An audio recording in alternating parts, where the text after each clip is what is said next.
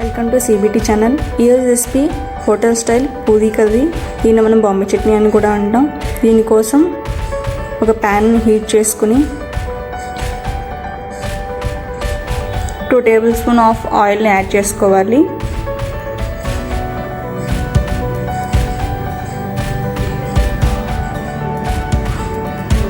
ఈ ఆయిల్ వేడెక్కాక ఇందులో తిరగమూత గింజలు వేసుకోవాలి.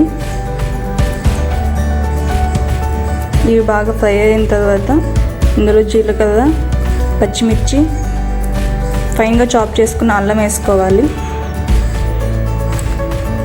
తర్వాత కరివేపాకు వేసుకుని ఫ్రై చేసుకోవాలి.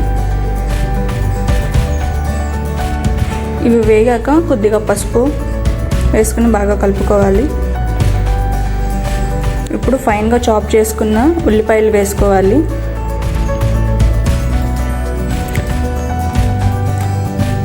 ఇందులో మీకు టేస్ట్కి సరిపడా సాల్ట్ యాడ్ చేసుకోండి.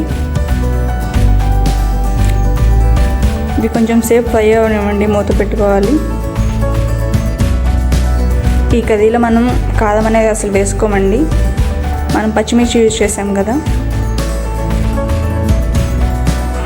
ఇలా ఆనియన్స్ అనేవి ఫ్రై అయిన తర్వాత దీంట్లో వాటర్ యాడ్ చేసుకుని కొంచెం సేపు ఉడకనివ్వాలి. ఇది స్పైస్ తక్కువగా ఉంటుందండి.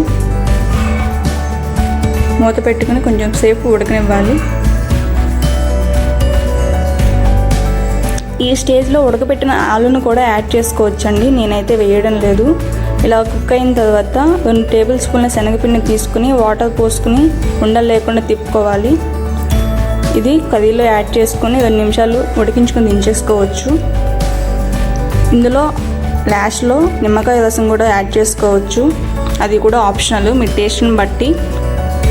స్పైసీగా ఉండాలనుకునే వాళ్ళు ఇలా దించేసుకోవచ్చు. ఇలా సర్వ్ చేసుకుంటే మనకు బాంబే చట్నీ రెడీ.